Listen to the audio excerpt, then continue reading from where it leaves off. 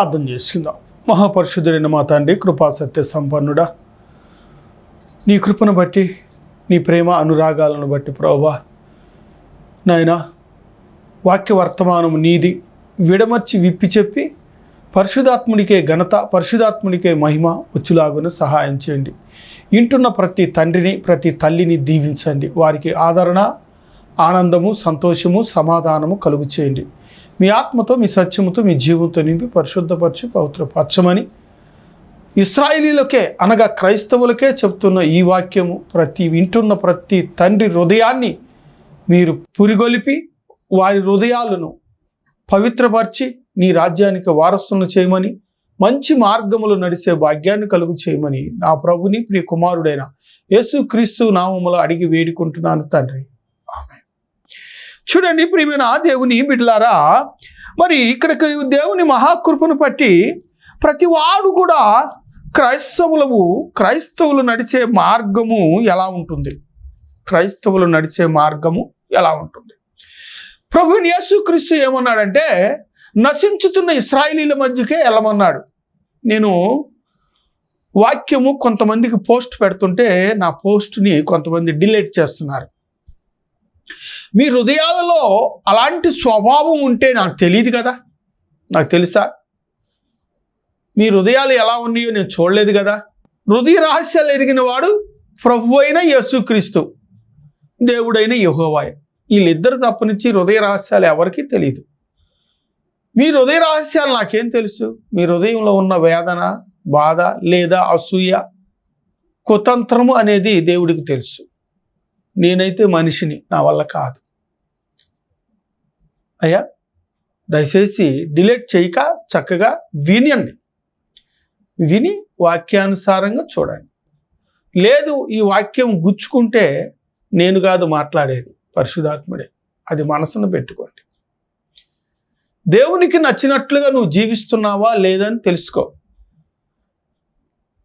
ఇశ్రాయేలు ప్రజలు ఐగుప్తు నుంచి నడిచేటప్పుడు ఎన్నోసార్లు సనిగి దేవునికి కోపం తెప్పించారు. అలాగే నువ్వు నిజమైన ఇశ్రాయేలీయుడు అయితే నీ హృదయాన్ని పరిశీలించుకో. నువ్వు నిజమైన క్రైస్తవుడు అయితే నీవు ఎలా ఉన్నావు, నీ ప్రవర్తన ఎలా ఉందో గ్రహించుకో. దేవునికి నీవు ఎలా ఉన్నావు? నీ తండ్రికి నచ్చినట్లుగా నీ కుమారుడు వలె నీవు ఉన్నావా? తండ్రికి నచ్చిన కుమారులాగా?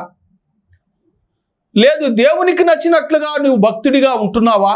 దావీదే ఉండలేదండి దేవునికి నచ్చినట్లుగా. మనమెంత? ఈ వాక్యంను బట్టి నీ హృదయానికి ఏమైనా మనస్సుకి బాధ కలిగితే, మరొకసారి చెప్తున్నాను, ఈ హృదయం సంగతి నాకు తెలియదు. అది దయచేసి గమనించుకొని నీవు ఒకవేళ నీ హృదయానికి గుచ్చుకున్నట్లుగా వస్తే నీలో ఉన్నద అతిక్రమం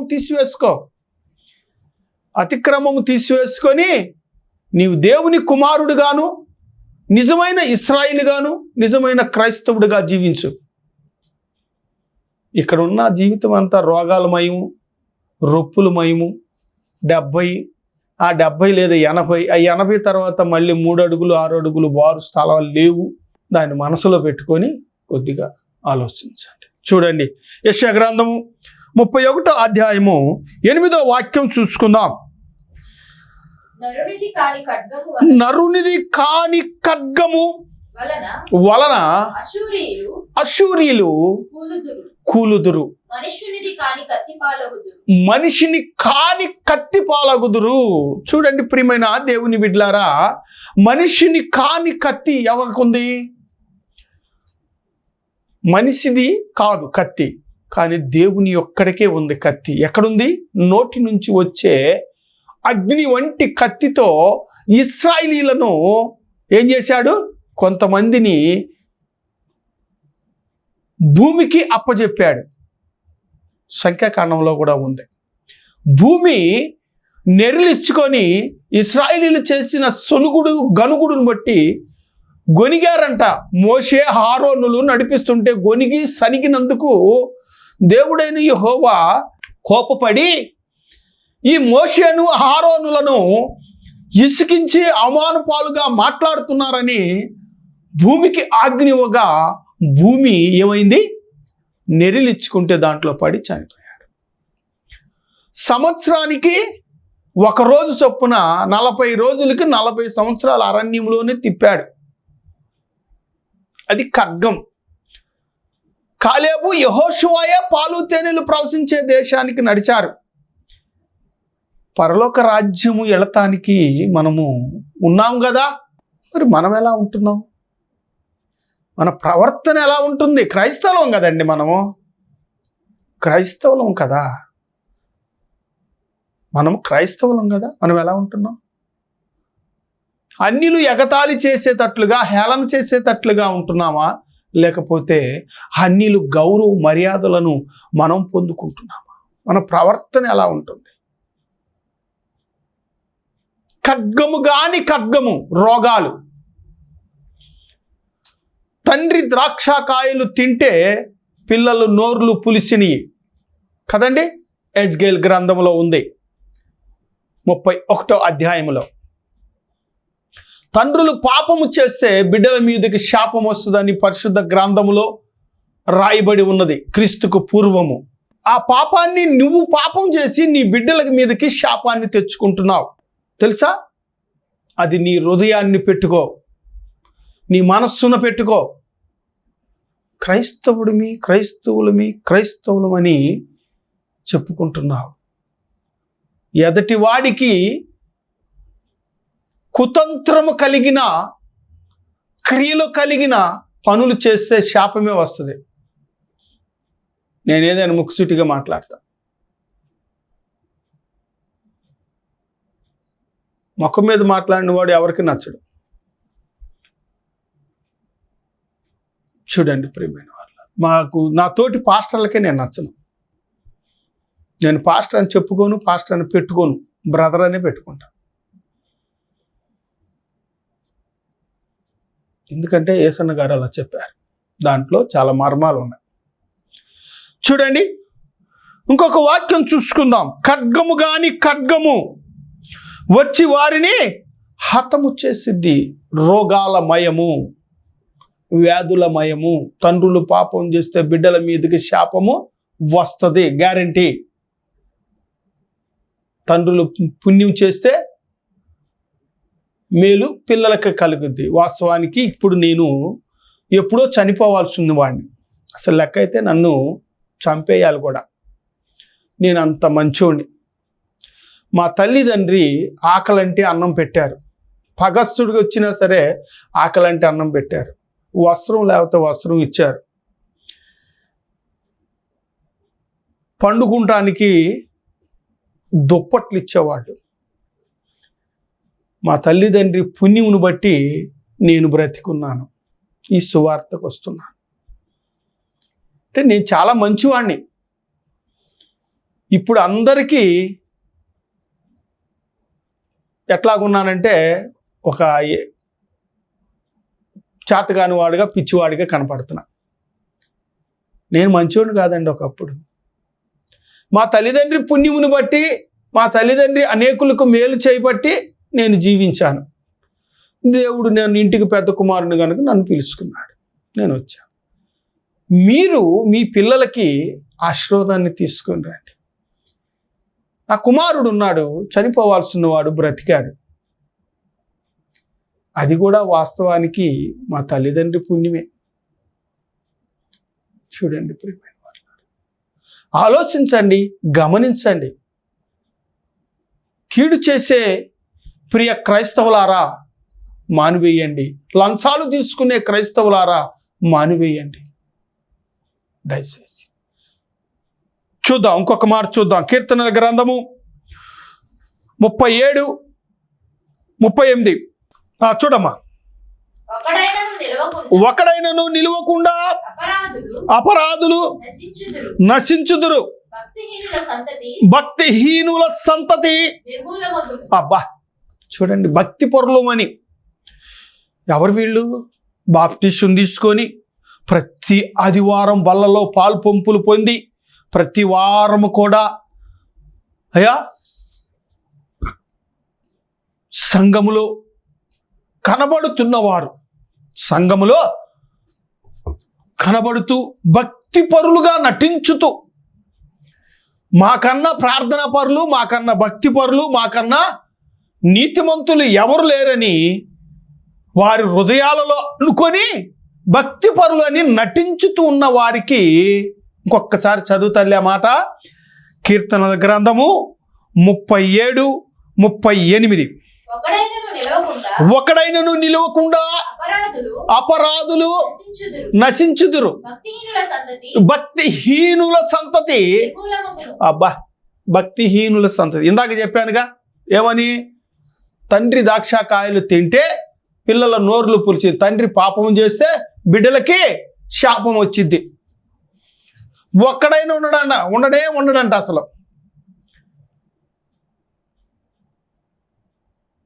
ఒక్కడైనా ఉండడంట. ఒక పాస్టర్ గారిని మా పేటలో కొట్టి తరివేశారు, నిందలేసి అవమానాలు వేసి, కుటుంబం లేకుండా. చూడండి ప్రేమిన వారలారా, అంత శాపానికి ఎందుకు? తెలుసుగా నీకు, తెలిసి ఎందుకు చేస్తున్నావు? గతంలో ఒక పాపం జరిగింది, అయ్యో పాస్టర్ని ఇలా చేస్తే ఇప్పటికి శాపం అనుభవిస్తున్నారని మళ్ళీ పాస్టర్లకు ఎందుకు శాపం చేసుకుంటారు? కీడు చేసి ఎందుకు తెచ్చుకుంటారు? తెచ్చుకోవద్దు. ఇంకొక విశ్వాసి కీడు చేయకూడదు. అది నిర్మూలము, వారి సంతతే నిర్మూలం అయిపోయిందంట.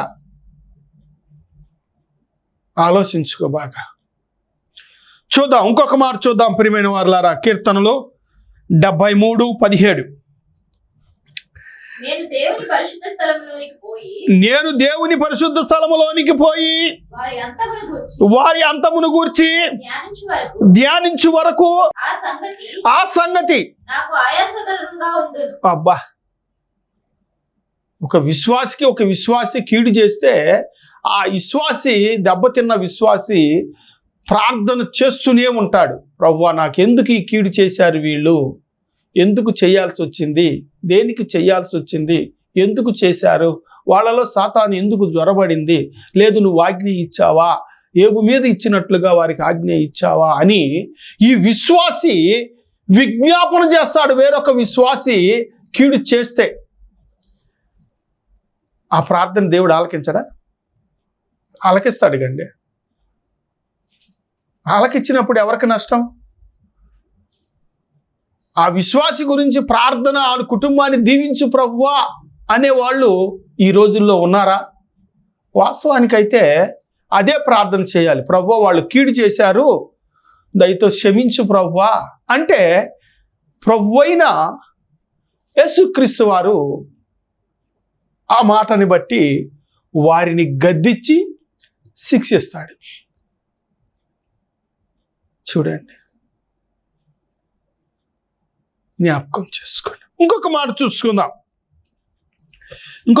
చూసుకుందాం. మళ్ళీ ఒక్కసారి చదువుకొని ఇంకో మాటకి వెళ్ళిపోదాం. కీర్తనలు 73:17. నేను దేవుని పరిశుద్ధ స్థలములోనికి పోయి వారి అంతమును గూర్చి ధ్యానించు వరకు ఆ సంగతి నాకు ఆయాసకరముగా ఉండెను. మరి వాస్తవానికి ఇది దావీదు ఫిలిష్తీయుల మీద యుద్ధము చేసినప్పుడు దేవుడైన యెహోవా పాద సన్నిధికి చేరి వాళ్ళ అంతము వరకు ఈయన విజ్ఞాపన చేశాడు. శత్రువులు కాబట్టి. మరి శత్రువులు వస్తుంటే ఎంతసేపు అండి కదండి? శత్రువులు వస్తుంటే ఎంతసేపు అని ఓర్చుకుంటాడు? ఎవరు ఓర్చుకోగలరు? ఎంత నీతిమంతుడైనా ఓర్చుకోగలడా? అందుకని ఈ శత్రువులు ఎక్కువైపోయేటప్పటికీ ఈ ఫిలిష్తీయులు అనుకోని రీతిగా గొడవ పెట్టుకుని వస్తున్నారు కనుక ఆక్రమించుకోవాలని, ఇశ్రాయేలీయుల ప్రజలను బానిసలుగా చేయాలని తలంచి వస్తున్నారు కనుక ఈయన వాళ్ళ అంతము వరకు ప్రార్థన చేస్తాడు. వాళ్ళు నశించిపోయే వరకు ప్రార్థన చేస్తాడు. వారు నశించిపోయే వరకు ఈయన విజ్ఞాపనలోనే ఉంటాడు. చూడండి, కీడు చేయటం ఎలా? ఇతని మనస్సు బాధ పెట్టడం ఎలా? అతను విజ్ఞాపనలో కూర్చొని అనేకులు నశించిపోవాలని కోరుకోవటం ఎలా? అది క్రైస్తవునికి తగదు. అయితే సందర్భం కాదు కనుక, ఈ యుద్ధం సమయం కనుక ప్రార్థన చేశాడు. అయితే కొత్త నిబంధనలో ఏమని ఉందంటే క్షమించమని ఉంది.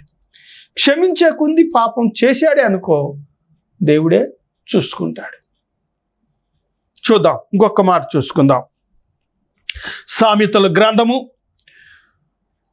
14వ అధ్యాయము 12వ వాక్యము. ఒకని ఎదుట సరి అయినదిగా కనబడు మార్గము కలదు, అయితే తుదకు అది మరణమునకు త్రోవ తీయును.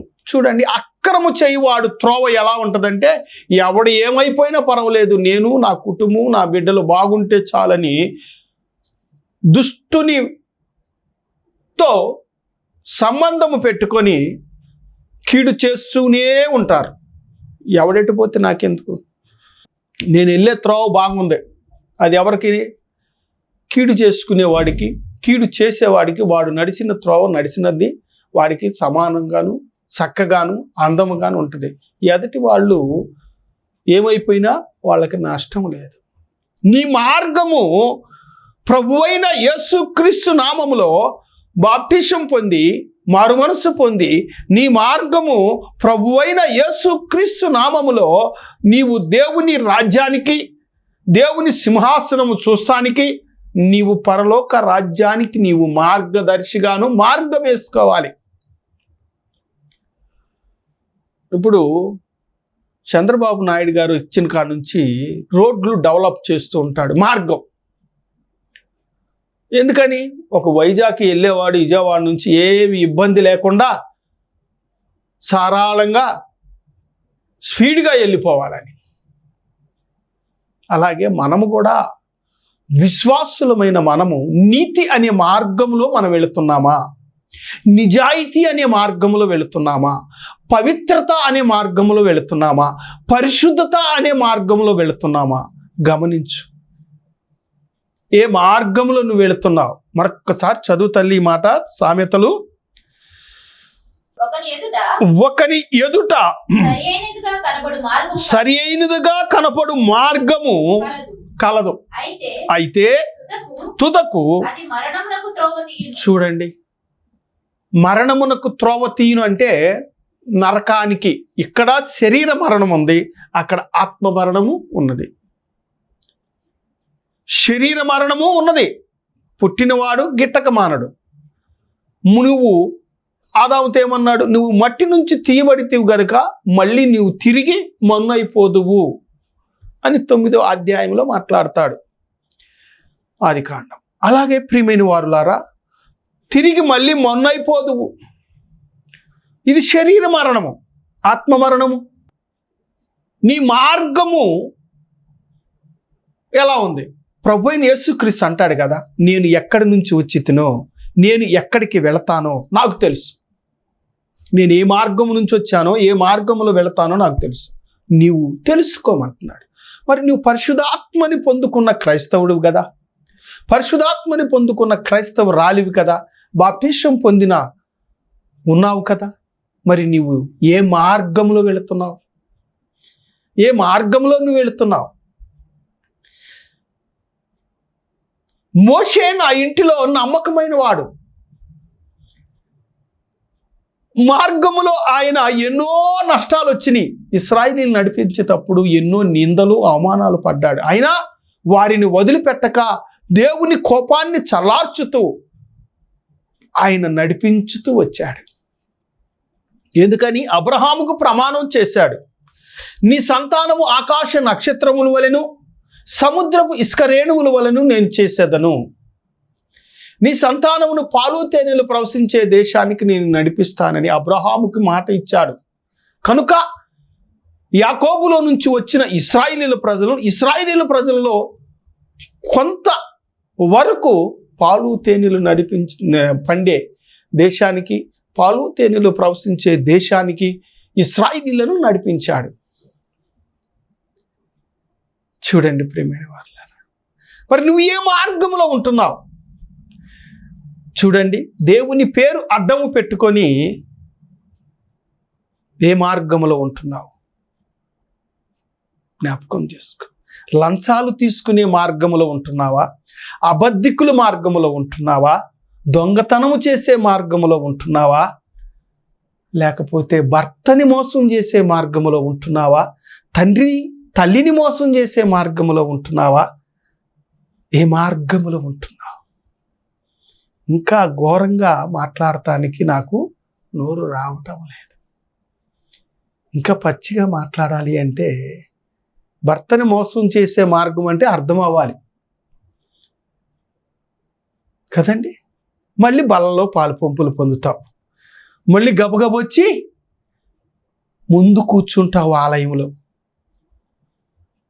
ఏమండి, నీకు ఇది ధర్మమా? నీకు ఇది న్యాయమా?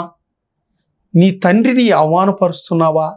నీ దేవుణ్ణి అవమానపరుస్తున్నావా? గణపరుస్తున్నావా? నీ హృదయాన్ని పరిశీలించుకో. నీ హృదయాన్ని పరిశీలించుకో. జ్ఞాపకం చేసుకో. జ్ఞాపకం చేసుకో. లేదంటే డబ్బున్న వాళ్ళందరూ కలిసి పేదవాడికి అక్రమంగా అన్యాయం చేస్తున్నారా? జ్ఞాపకం చేసుకో. క్రైస్తవులు కదా, క్రైస్తవులు కదా. ఏ మార్గములో ఉంటున్నావు? పరిశుద్ధాత్మ నడిచే మార్గములో నువ్వు నడుస్తున్నావా? పాములు నడిచే మార్గములో నడుస్తున్నావా? చూద్దాం. చూడండి ప్రియమైన వారులారా, రోమా పత్రిక అపోస్తుడైన పౌలు రోమియా అనే సంఘానికి రోమా పట్టణములో ఉన్న ఒక ఆలయానికి రాసిన పత్రిక ఇది. మరొకసారి చెప్పుకుందాం. రోమా పత్రిక 6:21. ఈ రోమా అను పట్టణము, ఈ పట్టణములో ఉన్న ఒక ఆలయములో ఉన్న ఒక సంఘమునికి, అనగా ఒక పాస్టర్కి చక్కగా వారి విశ్వాసుల కొరకు రాసిన లేఖనములో ఒక మాట. అప్పటి క్రియల వలన అబ్బా, ఎప్పటి క్రియలండి? పాపములో ఉన్న క్రియల వలన మీకు ఏమి ప్రతిఫలం పొందుకున్నావు? ఏ ప్రతిఫలము లేదు. ఏ ప్రతిఫలము లేదు. నీతి మార్గములోనికి వచ్చినాక ఏ ప్రతిఫలముని పొందుకున్నావు? ఏ తలాంతుని పొందుకున్నావు? ఏ ఆశీర్వాదాన్ని పొందుకున్నావు? నీవు అక్రమైన మార్గములు నడిచినప్పుడు ఏ శాపాన్ని పొందుకున్నావు? నీ హృదయాన్ని పరిశీలించుకో. నీ మనస్సాక్షిని పరిశీలించుకో. మళ్ళీ నీవు అక్రమైన మార్గంలో ఉంటున్నావేమో, అగ్రమైన మార్గంలో వెళుతున్నావేమో జ్ఞాపకం చేసుకో. చూడండి ప్రియమైన వారులారా, వాక్యము చెప్పేటప్పుడు లంచాలు తీసుకొని డాక్టర్లు కొంతమంది వికలాంగులని సర్టిఫికెట్లు ఇచ్చి ఈ రోజున అనేక మంది డాక్టర్లు ఉద్యోగాలు పోగొట్టుకొని డాక్టర్ లైసెన్సులు కూడా వెనక్కి లాగివేసుకుంటుంది గవర్నమెంట్. ఎందుకని?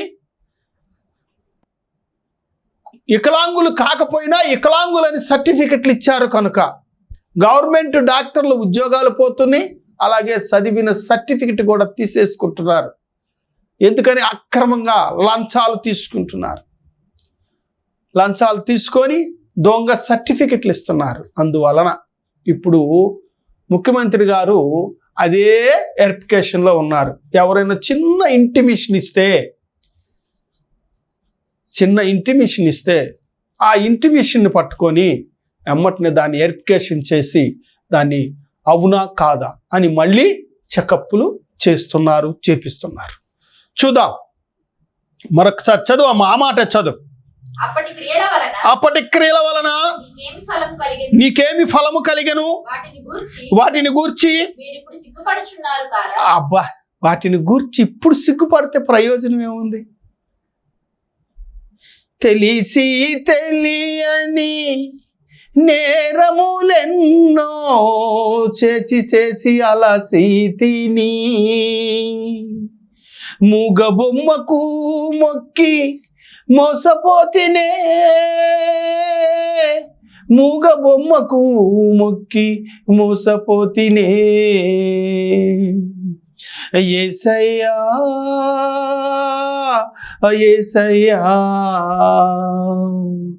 తెలిసి తెలియని నేరములు ఎన్నో చేసి నీవు ఈ రోజున ప్రభువైన యేసుక్రీస్తుని సొంత రక్షకుడిగా అంగీకరించి మళ్ళీ నీవు సిగ్గుమాలిన పనులు చేస్తున్నావు. మొదటి స్థితిలోనే ఉంటున్నావు, రెండో స్థితిలోనికి నీవు రావట్లేదు. ఇంకొక మాట చూస్తున్నా ప్రియమైన వారులారా, 2 కొరింథీ 11:15 గనుక వాని పరిచారకులు నీతి పరిచారకుల వేషము ధరించుకొనుట. ఇది పాస్టర్లకు సంబంధించింది, ఇది పాస్టర్లకు సంబంధించింది. చూడండి ప్రియమైన వారులారా, మరొకసారి చదువుకుందాం తల్లి. గనుక వాని పరిచారకులు నీతి పరిచారకులమని ధరించుకున్నారంట వాళ్ళు. గొప్ప సంగతి కాదు. అబ్బా చూడండి ప్రియమైన వారు, చదవమ్మా కింద చదువు. వారి క్రియల చొప్పున వారికి అంతము కలుగును. మరొక్కసారి చదువుకుందామా. గనుక వాని పరిచారకులు నీతి పరిచారకుల వేషము ధరించుకొనుట గొప్ప సంగతి కాదు. వారి క్రియల చొప్పున వారికి అంతము కలుగును. చూడండి ప్రియమైన వారులారా, ఈ రోజుల్లో పాస్టర్లు ఎక్కువైపోయారు. పిచ్చోడు పాస్టర్ అంటున్నారు, మంచోడు పాస్టర్ అంటున్నారు, తిండిబోతుని పాస్టర్ అంటున్నారు. నెక్స్ట్ తిండిబోతుల గురించే ఉంది.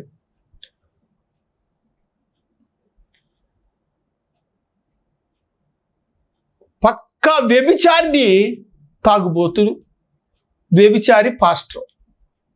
మేము కళ్ళతో చూసాం, చూస్తేనే చెప్తా, చెప్పను. ఎందుకంటే రేపు రోజున ముఖాముఖిగా ఎదురు పడితే నేను చూశాను, నువ్వు ఫలానా చేసావని నేను ధైర్యంగా మాట్లాడటానికి నా కళ్ళతో చూస్తేనే మాట్లాడతా, లేకపోతే మాట్లాడు. చూడండి ప్రియమైన వారులా, నీతిమంతులమని గొప్ప పాస్టర్లమని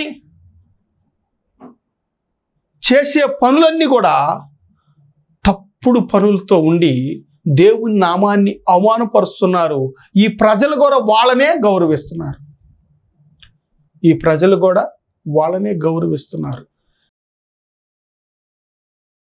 ఈ కార్యక్రమానికి సహకరించుటకు మీ కానుకలు పంపుటకు మా అకౌంట్ నంబర్ 427729059996. ఈ కార్యక్రమానికి సహకరించుటకు మీ కానుకలు పంపుటకు మా అకౌంట్ నంబర్ 427729059996.